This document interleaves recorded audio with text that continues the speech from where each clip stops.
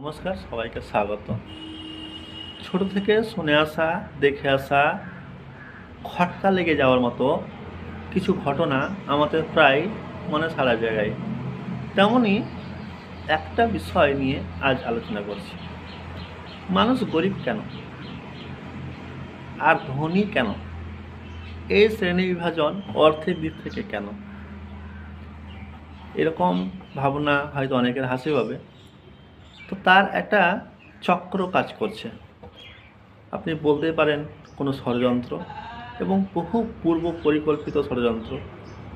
যে ষড়যন্ত্রে বা যে চক্রে দেশের 80% প্লাস মানুষ ভুগছেন।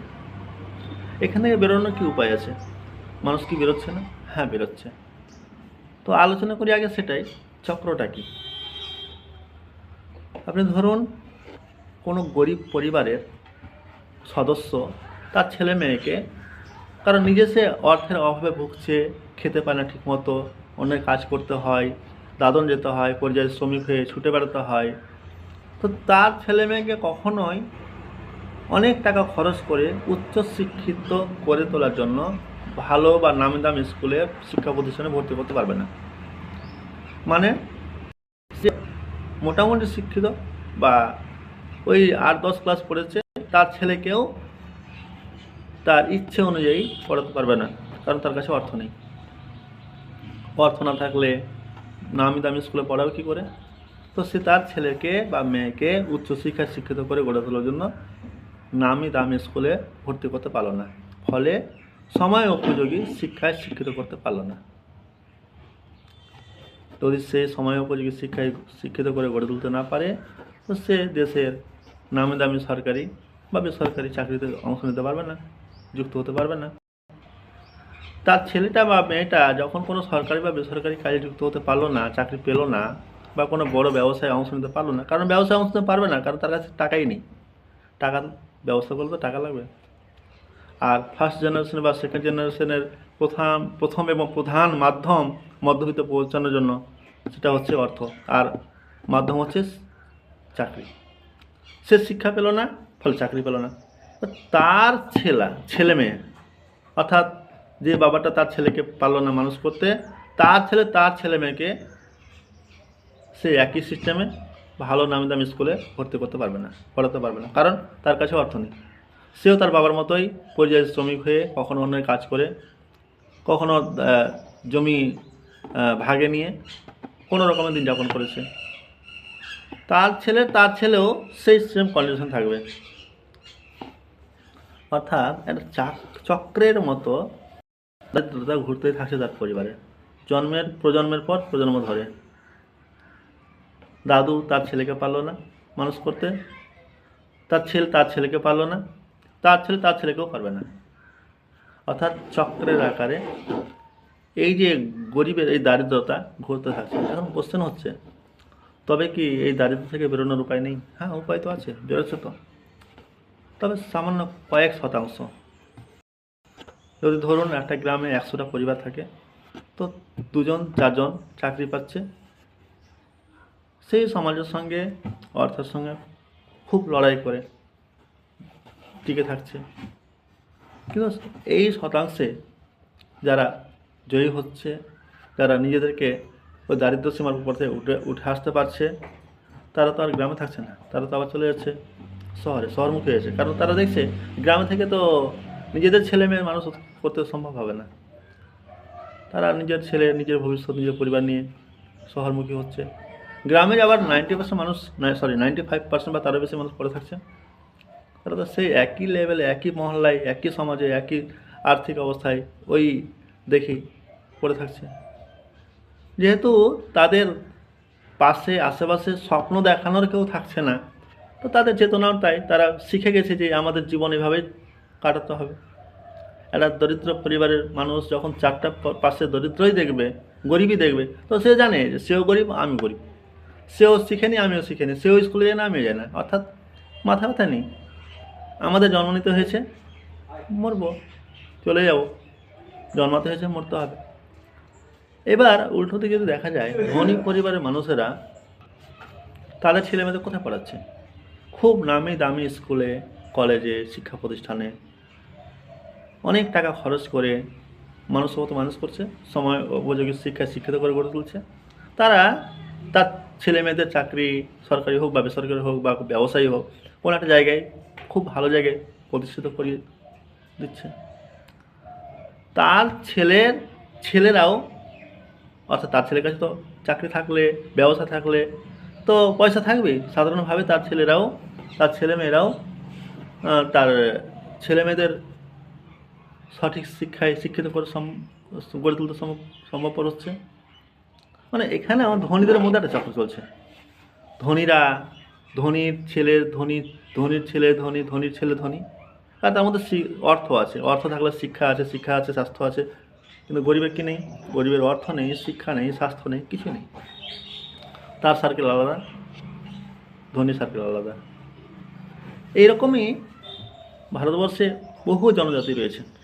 তাদের মধ্যে এক জনজাতি বর্তমানে কিছুদিন থেকে তপশিলি জাতি হিসেবে স্বীকৃতি পেয়েছে, চাঁই তপশিলি জাতি। একসময় চাঁই জাতি কী করে অবনতি ঘটলো, তারা কী করে তপশিলি হলো, এত পিছিয়ে পড়লো, তার আগের ইতিহাস, সেটা অন্য কোনো দিন আলোচনা করা যাবে। এখানেও কি নেই? শিক্ষা নেই। আপনারা দেখবেন চাঁই জনজাতির মানুষের 95% এখন পর্যন্ত হয় ফার্স্ট জেনারেশন না সেকেন্ড জেনারেশন স্কুলে যাচ্ছে। চাঁই জাতি কী করে অবনতি ঘটলো, তারা কী করে তপশিলি হলো, এত পিছিয়ে পড়লো, তার আগের ইতিহাস, সেটা অন্য কোনো দিন আলোচনা করা যাবে। এখানেও কি নেই? শিক্ষা নেই। আপনারা দেখবেন চাঁই জনজাতির মানুষের 95% এখন পর্যন্ত হয় ফার্স্ট জেনারেশন না সেকেন্ড জেনারেশন স্কুলে যাচ্ছে। এই জাতিগোষ্ঠীর মানুষের কাছে কী আছে? পুরনো পেশা কী, প্রাচীন পেশা কী? সেটা হচ্ছে চাষাবাদ।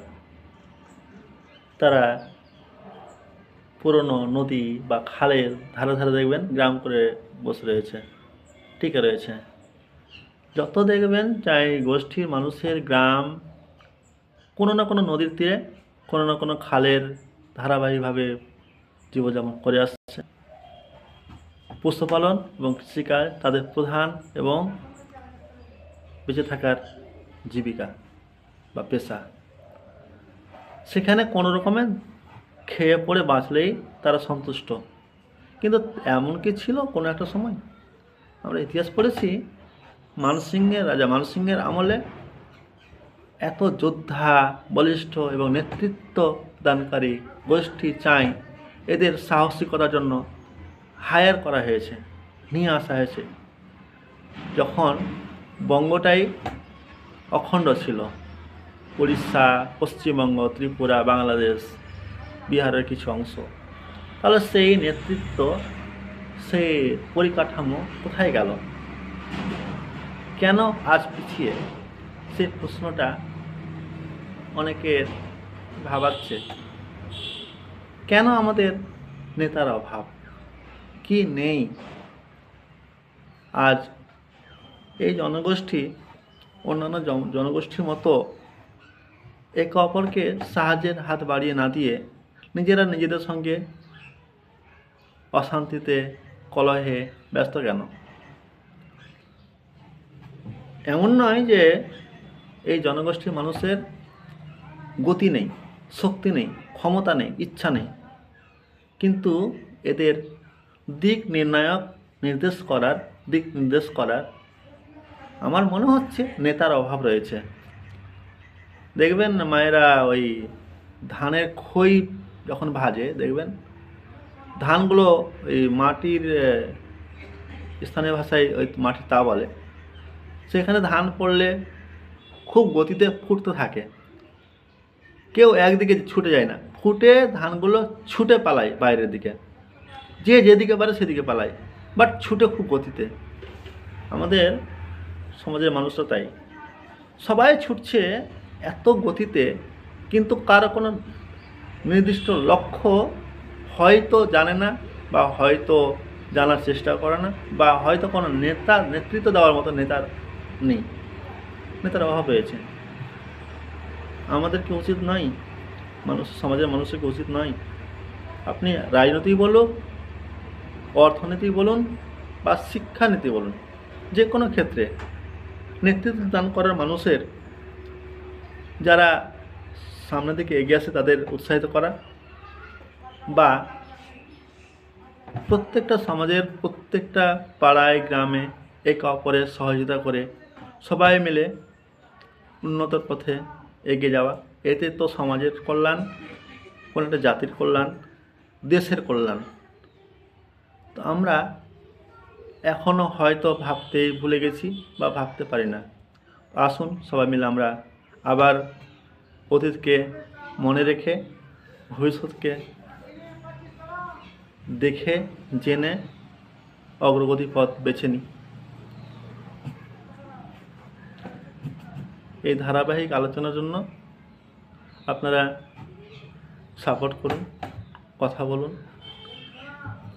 ভিন্ন ভিন্ন ক্ষেত্রে চাই জনগোষ্ঠীর যে উৎসব পালিত হচ্ছে, কবি গান থেকে গম্ভীরা থেকে শুরু করে সব কিছুই আমরা সব কিছু ভুলে যাচ্ছি এমন মনে হচ্ছে। এই অতীতকে আবার জাগিয়ে তুলে নিজেদের ঐতিহ্যকে, ভাষাকে, সংস্কৃতিকে টিকিয়ে রাখুন, এটাই আশা করছি। ধন্যবাদ। জয় হিন্দ।